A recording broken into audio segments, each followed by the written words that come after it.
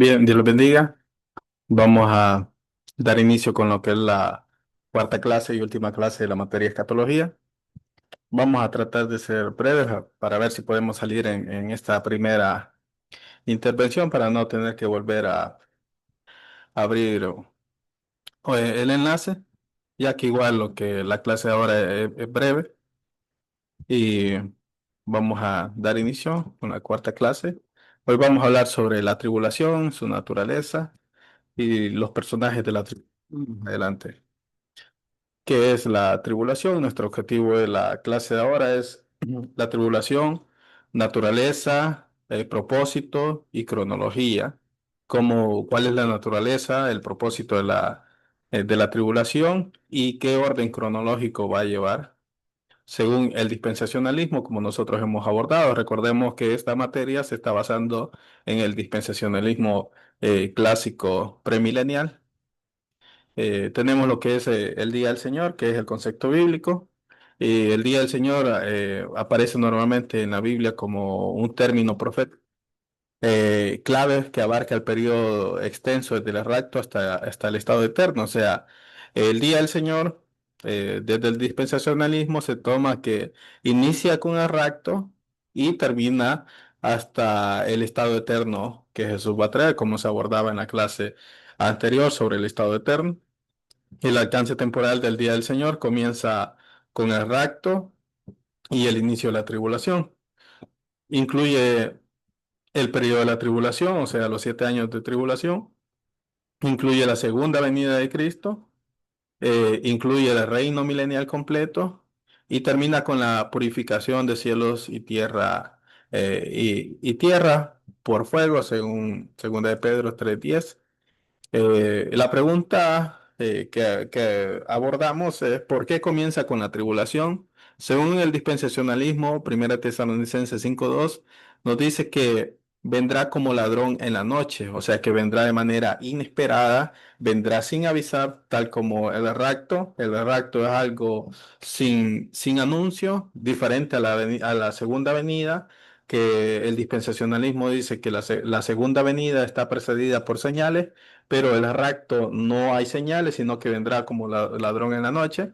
La tribulación también se considera de que es algo que vendrá sin aviso, no tiene señales que lo antecedan.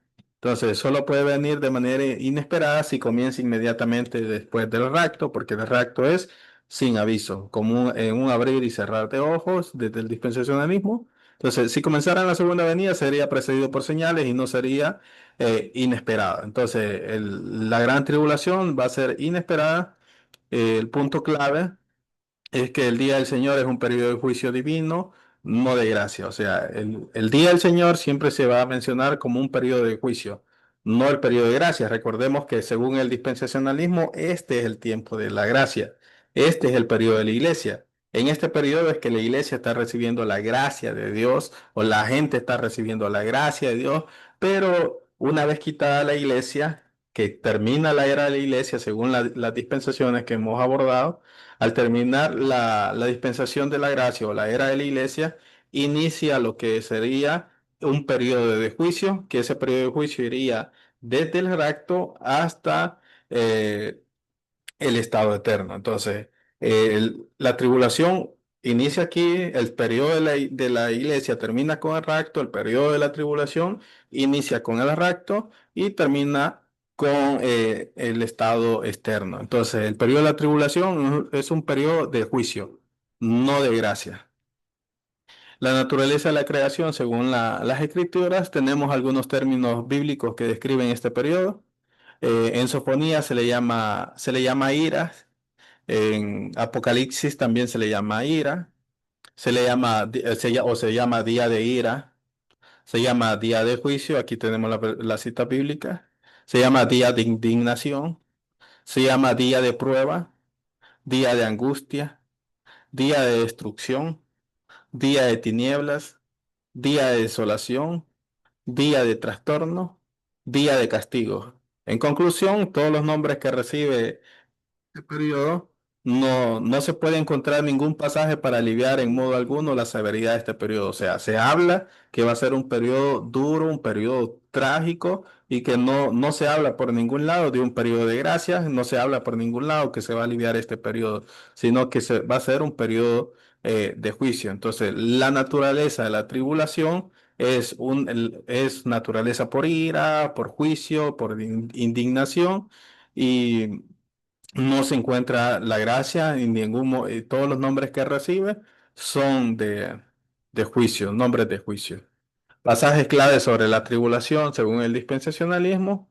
Jeremías 3 versículo 7. Ah, cuán grande es aquel día, tanto que no hay otro semejante a él. Tiempo de angustia para Jacob. Quiero que vayamos notando eso para Jacob, porque la tribulación, el periodo de la tribulación es especialmente un trato con el pueblo de Israel según el dispensacionalismo. Entonces, ah, cuán grande es aquel día, tanto que no hay otro semejante, el día del tiempo de angustia para Jacob. Luego tenemos Daniel 12:1, dice, será tiempo de angustia, cual nunca fue desde que hubo hasta entonces, que le dice que este tiempo está preparado para tu pueblo y para tu ciudad, le dice a Daniel. Eso es referencia a Israel y a Jerusalén. Joel 2:1 al 2 nos dice, día de tinieblas y de oscuridad, semejante a él no hubo jamás. Todos estos textos aluden a Israel. Sofonías 1:14 al 15 dice, cercando está el día grande de Jehová, día de ira, aquel toda la tierra será consumida. Ya en el Nuevo Testamento tenemos también algunos versículos como Mateo 24:21 al 22 que dice, habrá entonces gran tribulación, cual no ha habido desde el principio del mundo hasta ahora, ni la habrá. Apocalipsis 6:15 y 17 también dice, el gran día de su ira ha llegado, ¿y quién podrá sostenerse en pie? Entonces tenemos estos versículos que el dispensacionalismo toma para fortalecer la doctrina de la tribulación en este periodo de juicio. Luego tenemos la fuente de la tribulación. La fuente de la tribulación es la ira de Dios o es Dios directamente. Dios es la fuente de la tribulación, de este dolor, de este juicio. Dios es la fuente, no es Satanás. Dios podría utilizar a un medio, a personas, a un ejército, según el dispensacionalismo, pero la fuente original de la tribulación es de Dios, no de un gobierno.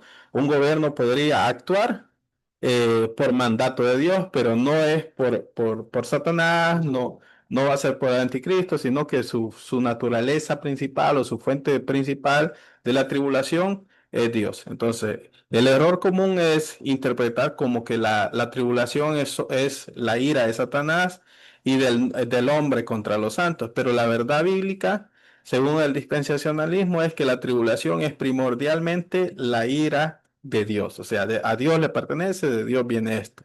Entonces, la evidencia de la escritura tenemos en Isaías 24:1, donde dice, Jehová vacía la tierra y la desnuda. Isaías 26:21, Jehová sale de su lugar para castigar al morador de la tierra. Joel 1:15, vendrá como destrucción por el poderoso. Apocalipsis 16 al 17, escondernos de la ira del Cordero, porque el gran día de su ira ha llegado. Apocalipsis 11:18, tu ira ha venido.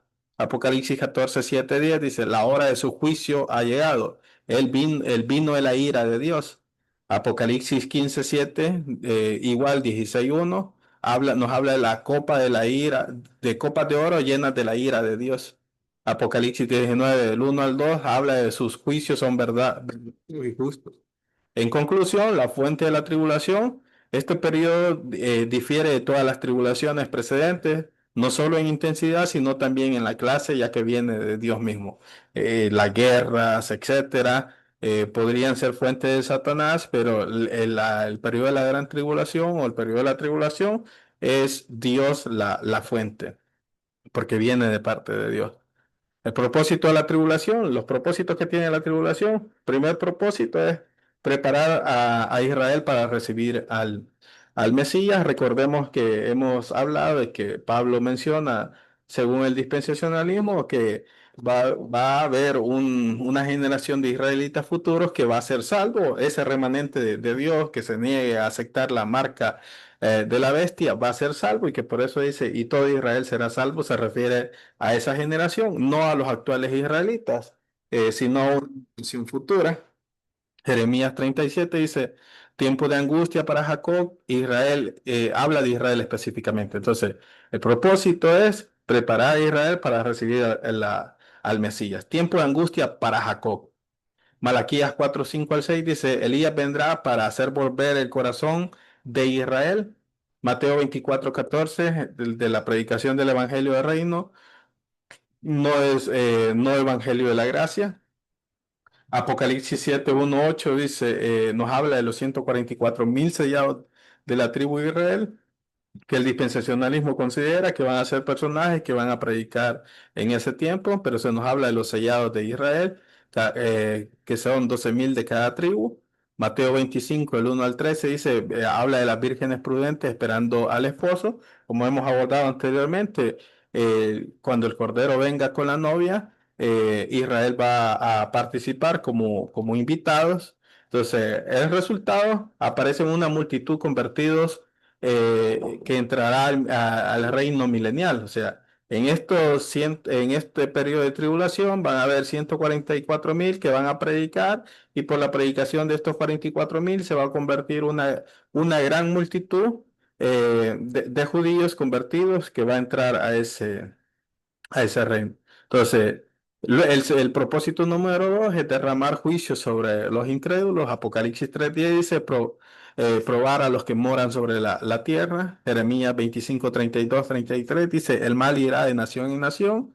Isaías 26 21 castigar al morador de la tierra por su maldad. Segundo de Tesalonicenses también nos habla en segundo de Tesalonicenses del 11 capítulo 2 del 11 al 12 dice que vendrá poder engañoso a fin de que sean condenados. Entonces, el propósito de la tribulación va a tener como resultado un juicio sobre quienes adoran a la bestia y rechazaron la verdad. La duración de este periodo se aborda acá las 70 semanas de Daniel. La base está en Daniel 9 24 27. 70 semanas están determinadas sobre tu pueblo, o sea, Israel, y sobre tu santa ciudad, o sea, Jerusalén. La importancia de esta profecía es el método literal de interpretación profética. O sea, el dispensacionalismo dice, este cumplimiento tiene que ser literal. Número dos, demuestra la verdad de la escritura, el cumplimiento exacto de las 69 semanas, porque sostiene que la iglesia es un misterio. Es aquí donde el dispensacionalismo habla del paréntesis, o que la iglesia es un paréntesis entre la semana 69 y la semana 70. Proporciona también la cronología de toda la profecía del Nuevo Testamento en una división de las 70 semanas. Tenemos aquí la división de las 70 semanas. 7 semanas, o sea, 49 años, que va desde la reconstrucción de Jerusalén. Luego está las 62 semanas, 434 años, que va desde la reconstrucción hasta el Mesías.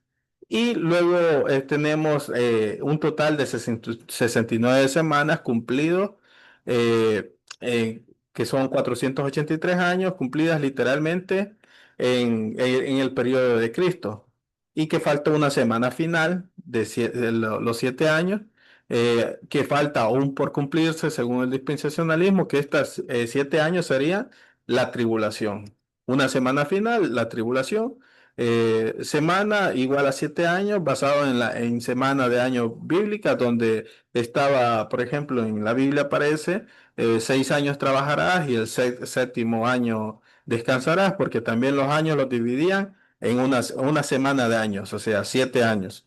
Se habla del año profético, que eran 360 días, que eran 12 meses de 30 días, ya que los israelitas no tenían el calendario que nosotros tenemos ahora, que consta de 365 días, pero ellos se basaban en su calendario de 360 días, que serían 12 meses de 30 días cada uno. La cronología exacta de las 69 semanas, según el dispensacionalismo, comienza con el decreto de Artajerjes, donde Nehemías recibe el permiso para reconstruir la ciudad, que es lo que se le dice a Daniel, 70 semanas están preparadas para tu pueblo desde el día que sale el decreto para la construcción. Entonces, Nehemías recibe el decreto para reconstruir la ciudad. La fecha fue el 1 de Nisan del año 20 de Artajerjes, que sería un 14 de marzo del año 445 antes de Cristo. Y tenemos el cumplimiento, la entrada triunfal de Jesús.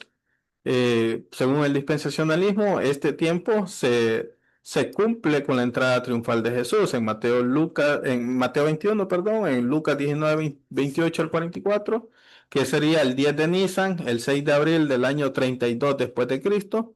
El cálculo exacto, según Sir Robert Anderson, va desde el 14 de marzo del año 445 antes de Cristo al 6 de abril del año 32 después de Cristo. Solo ahí hay 476 años, más 24 días, que serían 476 años, más por 365 días. Sería un total de 173.740 días. También están más los 24 días del 14 de marzo al 6 de abril. En total serían 173.764 días, más los 116 días que serían los años bisiestos. Igual se tendrían lo que son 173.880 días, sumando lo que sería 69 semanas, según los años, pues recordemos que eran 360 días para los judíos por 7 años. Entonces 69 semanas por 7 años son 360 días, que sería un total de 173.888 días. Entonces el dispensacionalismo dice que aquí hubo un cumplimiento exacto al día. En Lucas 19:42 dice, oh, si también conocieses a lo menos en este día lo que es para tu paz. Entonces el dispensacionalismo dice que en la pronunciación de estas palabras de Jesús, se llevó a cabo esto el 6 de abril del año 32 después de Cristo. O si conocieses la visitación en este día, o sea, que ahí se cumplió la semana 69. Y luego tenemos el intervalo entre la semana 69 y la semana 70, o lo que el dispensacionalismo llama el paréntesis de la iglesia. Hay un paréntesis entre la semana 69 y 70. 5 razones bíblicas, dice el dispensacionalismo, para sostener la verdad del paréntesis. Hay un patrón bíblico establecido. Isaías 61:2 dice, o aquí se aborda el paréntesis de 2000 años más años entre años de buena voluntad y el día de venganza. O sea, 3 4 al 5 nos dice que, o da a entender, según el dispensacionalismo, que hay un paréntesis entre el juicio y la restauración. Salmos también dice que hay, o el dispensacionalismo dice que hay un paréntesis en medio de profecías mesiánicas. También en el libro de Hechos lo aborda, que los apóstoles entendieron un paréntesis en el programa de Israel. Entonces, el evento, o sea, si hay una separación, si hay un tiempo de un evento hasta el otro que se tenía que cumplir, se veían algún par de años. El dispensacionalismo, por ejemplo, dice, se veían 40 años entre un evento y el otro evento. Entonces, ¿quién quita que hay 2000 años entre la semana 69 y la semana 70 de Daniel? Entonces, el segundo argumento que el dispensacionalismo dice a favor del paréntesis es los eventos de Daniel 9:26, que demandaban tiempo. Después de la semana 62 se quitará la vida al Mesías. Y dice que el pueblo de un príncipe que ha de venir destruirá la santa ciudad inmediatamente. O sea, se le quita la vida al Mesías e inmediatamente se le quitará, o sea, se le quita la vida al Mesías e inmediatamente iba a aparecer este que iba a destruir la ciudad. Pero hubo un tiempo después que se le quitó la vida al Mesías, hubo un tiempo hasta el que se destruyera Jerusalén bajo el mandato de los romanos. Hubo un evento, 38 años de este evento. fuera de la semana 70. Entonces el dispensacionalismo dice, entonces aquí puede haber un paréntesis y ese paréntesis es el de 2000 años. Entonces Israel fue puesto a un lado. En Mateo 23:37 dice, no me veréis hasta que digáis bendito. O sea, que hay un paréntesis hasta ahí. O sea, el paréntesis se cierra hasta que los judíos puedan aceptar a Jesús, que sería hasta la segunda venida según el dispensacionalismo. Luego tenemos Romanos 11:25 del sellamiento que hasta que haya entrado la plenitud de los gentiles. Entonces, la semana 70 no puede cumplirse mientras Israel esté apartado porque tienen que ver y decir bendito el que viene. Entonces, por el momento, en este paréntesis, Israel ha sido apartado, pero este paréntesis termina cuando Israel acepta a Jesús, recibe a Jesús. Entonces, hay un intervalo, el cuarto argumento para hablar de este paréntesis. Las bendiciones de Daniel 9:24 no se han cumplido. Dice, las 6 promesas para Israel al final de las semanas, de las 70 semanas son terminar la prevaricación, poner fin al pecado, expiar la iniquidad, traer la justicia perdurable, sellar la visión y la profecía y ungir al santo de los santos. Entonces, no ha terminado la prevaricación, no, el pecado sigue existiendo, todavía no hay una justicia perdurable, y dice el dispensacionalismo, ninguna se ha cumplido en Israel. No, no se cumplió en la cruz, la nación no fue redimida nacionalmente, al contrario, rechazaron al Mesías. No se ha cumplido en la iglesia porque la iglesia no es Israel, como se estableció en las primeras clases según esta postura escatológica. Y solo en la segunda venida se puede llegar a cumplir estas promesas hasta que todo Israel sea salvo. Entonces, Cristo mismo prevé el intervalo según The White Pentecost.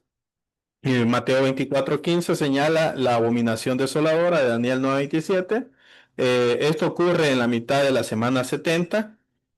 Mateo 24:21-29 habla de la gran tribulación después de esta señal. Mateo 24:30 habla de la segunda venida y inmediatamente después Cristo coloca la semana 70 al final de esta era antes de su venida.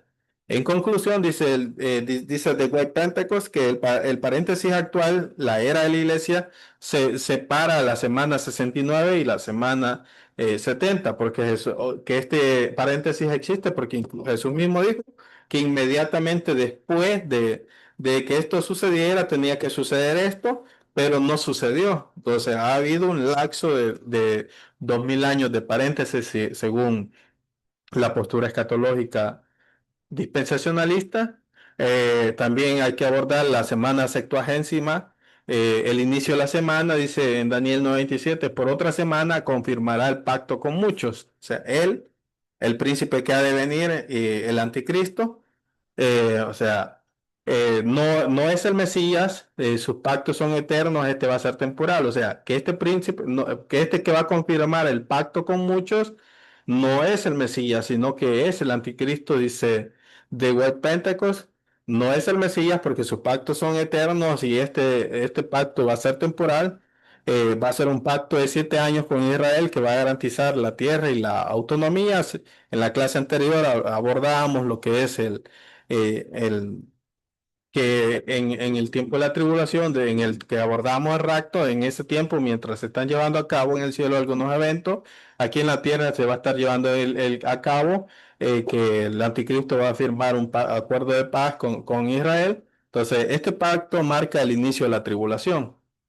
¿Cómo se divide la semana 70? Daniel 9:27 dice, a la mitad de la semana hará cesar el sacrificio. La primera mitad, los primeros 3 años y medio, que serían 42 meses, y a la segunda mitad, que serían los otros 42 meses. Mateo 24:15-21 dice The White Pentecost que en la segunda mitad y va a iniciar la gran tribulación. Entonces, no, o sea, no se ha eliminado el sacrificio porque no se les ha permitido la construcción del templo para que vuelvan a haber sacrificios según esta postura. Tiene que volverse a construir el templo para que hayan sacrificio y después se cese el sacrificio. Entonces, el príncipe que va a venir el príncipe del pueblo que destruyó a Jerusalén, años 70 después de Cristo, según los romanos. Hablando de los romanos, era el pequeño cuerno de Daniel 7, el rey altivo de rostro en Daniel 8:23, el hombre de pecado según de Tesalonicenses 2 y la bestia del mar en Apocalipsis 13, 1 al 10. Eh, eh, este resumen de la clase lo vamos de esa primera intervención, lo vamos a pasar. Luego tenemos los personajes de la tribulación y el reino milenial. ¿Quiénes participan en esta tribulación? ¿Cuáles son los personajes que van a aparecer?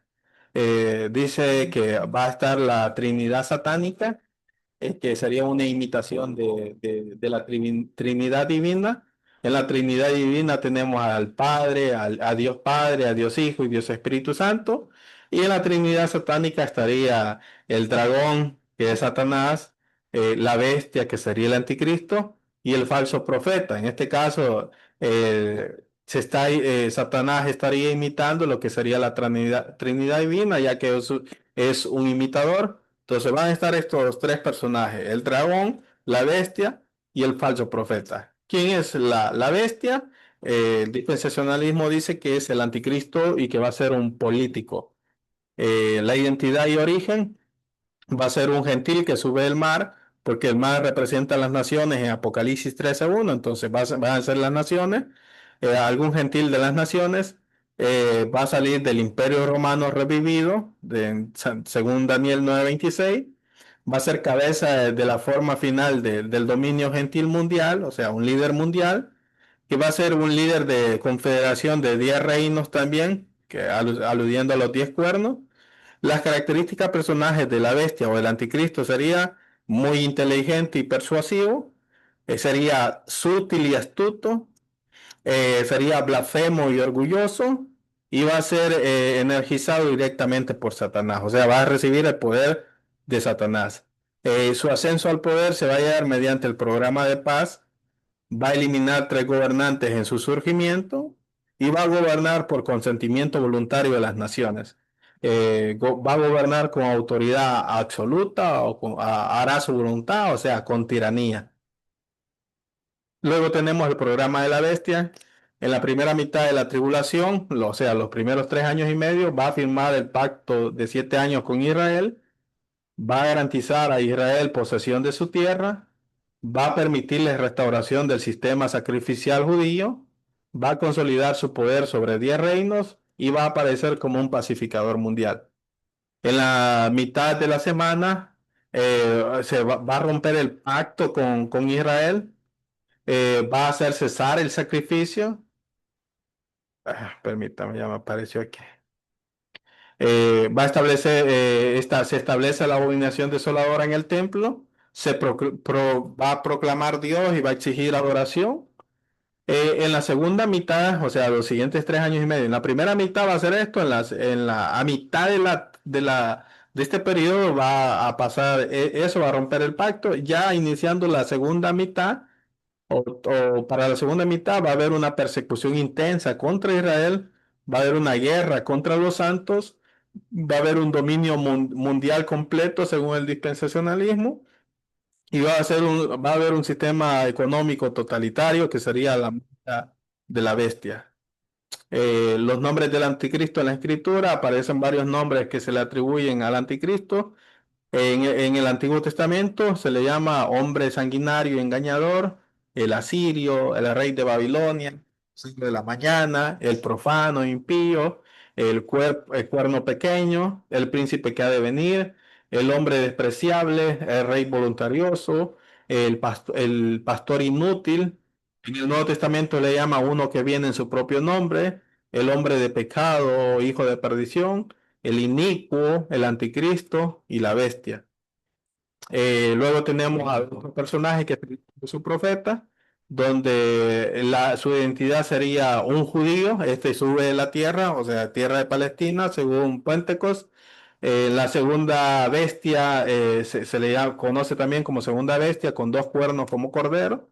Se va a ser un líder religioso que imita al verdadero cordero. Recordemos que la bestia va a ser un político según esta postura. y el falso profeta sería un líder religioso motivado y con el poder de Satanás. Su ministerio va a promover la adoración de la bestia, va a realizar señales y prodigios, va a engañar al mundo, va a establecer un culto idolátrico, va a imponer pena de muerte y va a controlar la economía mundial para que se ponga la marca a la bestia. La identidad se identifica con el número 666. La relación que tiene este personaje con la bestia es servidor y profeta, la primera bestia, imitando el ministerio del Espíritu Santo, glorificando en este caso al Hijo satánico. Luego tenemos estos otros personajes que serían los 144.000, donde serían 12.000 personajes de cada tribu de Israel, judíos convertidos después del rapto de la iglesia, van a ser sellados de manera sobrenatural por Dios en su frente. El propósito de estos 144.000 sería predicar durante el periodo de la tribulación. Las características de ellos serían redimidos de entre los hombres, vírgenes, cuando se les llama vírgenes, que dice que no se contaminaron con mujer, se está refiriendo a que no adoraron a las diosas paganas. Cuando se habla de no se contaminaron con mujer, se refiere a las diosas paganas, no es que no se casaron. Entonces, vírgenes en cuestión idolátrica, van a seguir al Cordero donde quiera que vaya, van a ser primicias para Dios y el Cordero, van a ser sin engaño en sus bocas e irreprensibles. El resultado de su ministerio en Apocalipsis 7, 9, 17 dice que hay una gran multitud de todas las naciones y tribus y pueblos y lenguas. O sea, gracias a la predicación de estos 144.000 se va a convertir todas esas personas a multitudes de gentiles salvos durante la tribulación. La predicación del evangelio del reino. La distinción crucial es que no son la iglesia, son salvos después del rapto, porque la iglesia es salva de la tribulación. eh, Van a ser salvos después del rapto, para su ministerio específico a Israel y las naciones. Luego tenemos los dos testigos, que son enviados de Dios a Israel durante su ministerio es de 3 años y medio, que sería la primera mitad de la tribulación. Las características distintivas de ellos son vestidos de silicio, que es una señal de luto y arrepentimiento. Van a tener poderes sobrenaturales, fuego que sale de su boca, poder para cerrar el cielo para que no llueva, poder para convertir el agua en sangre y poder para herir la tierra con plagas. Su mensaje, llamado al arrepentimiento nacional de Israel. El rey viene en paralelo con Juan el Bautista en su primera venida y Elías en su segunda venida. Entonces, su martirio y su resurrección aparece también registrada en Apocalipsis. Dice que van a ser muertos por la bestia a mitad de la semana, o sea, luego de cumplido el ministerio, o sea, una vez concluido su ministerio, es que la bestia va a tener la oportunidad de poderle quitar la vida, no durante su ministerio. Sus cuerpos van a ser expuestos en Jerusalén. Según el dispensacionalismo, va a ser un show televisivo que lo van a poder ver en todo el mundo. Va a haber un gran terremoto en Jerusalén con 7.000 muertos. Luego está la campaña del Armagedón, es una batalla donde los pueblos se van a juntar, los pueblos que rechazan a Dios se van a juntar a pelear contra Dios. Tenemos la extensión demográfica que va a abarcar esto, que va desde el valle de Megiddo, en el centro está Jerusalén, al este está el valle de Josafat, en el sur está Edom. Va a tener un alcance de 1.600 estadios, que sería toda la longitud de Palestina. Los participantes serían el Imperio Romano revivido, que serían los 10 reinos de la bestia, una confederación del norte, Rusia y aliados, reyes del oriente, que serían potencias asiáticas, y el rey del sur, que sería potencias del norte de África. El Señor Jesucristo y sus ejércitos celestiales también va a estar involucrado en el Armagedón. El propósito divino de este Armagedón sería juicio final sobre las naciones rebeldes antes del reino milenial. Las consecuencias de esta campaña sería en la mitad de la semana, el rey del norte va a invadir Palestina, la bestia va a romper el pacto con Israel, el rey del norte va a ser destruido sobre los montes de Israel. Va a aparecer la formación del gobierno mundial bajo la bestia. En la segunda mitad, que sería la mitad de la gran tribulación, va a haber una persecución intensa de Israel y los santos. Los reyes del oriente van a marchar hacia Palestina y todas las naciones se van a reunir alrededor de Jerusalén. Luego viene el fin, la segunda venida. Cristo va a regresar con la iglesia, va a haber una destrucción de todos los ejércitos gentiles, la bestia y el falso profeta serán lanzados al lago de fuego y Satanás va a ser encadenado por 1000 años. Y luego de eso, de ese encadenamiento de 1000 años, va a ser arrojado al lago de fuego. Resultado, la eliminación total del poder gentil mundial y Cristo va a establecer su reino. En la segunda venida de Cristo ya hemos hablado que hay una distinción entre el rapto y la segunda venida según el dispensacionalismo, porque en el rapto Jesús viene al aire y va a ser el antes de la tribulación y la segunda venida va a ser después de la tribulación. En el rapto está involucrada la iglesia y en la segunda venida va a estar involucrada toda la humanidad. Entonces, eventos de la segunda venida, va a haber destrucción del Armagedón, juicio de la bestia y el falso profeta, encadenamiento de Satanás, resurrección de los santos del Antiguo Testamento y tribulación, juicio de las naciones y juicio de Israel, la restauración de Israel a la tierra que se va a ver una restauración nacional de la tierra, una conversión nacional, y luego se establece el reino de 1000 años de reino literal de Cristo, literalmente de 1000 años. En conclusión, de la materia. Hemos visto en nuestra primera clase, vimos los fundamentos hermenéuticos, vimos que según el dispensacionalismo establece el método literal de interpretación, de gramático literal histórico. En nuestras, también vimos en nuestras clases los pactos determinativos de Abraham, el pacto con Moisés, con David y con Jesús. Y luego tenemos el presente, hablamos sobre también el presente siglo, la era de la iglesia, hablamos sobre el rapto, eventos celestiales, y en esta clase hemos abordado la tribulación, personajes y desenlace, y hemos visto la verdad central de esta materia, que Dios cumple literalmente sus pactos con Israel. El método literal validado por cumplimiento histórico de 69 semanas garantiza el cumplimiento futuro de todas las promesas. Vamos a, bueno, ahorita ya solamente nos queda como 30 segundos, 40 segundos. No sé si alguien tiene una pregunta para, si es necesario volver a entrar. Por el momento voy a tomar una fotografía. ¿Alguien tiene una pregunta? Y si no, nadie tiene una pregunta, damos por finalizada la clase.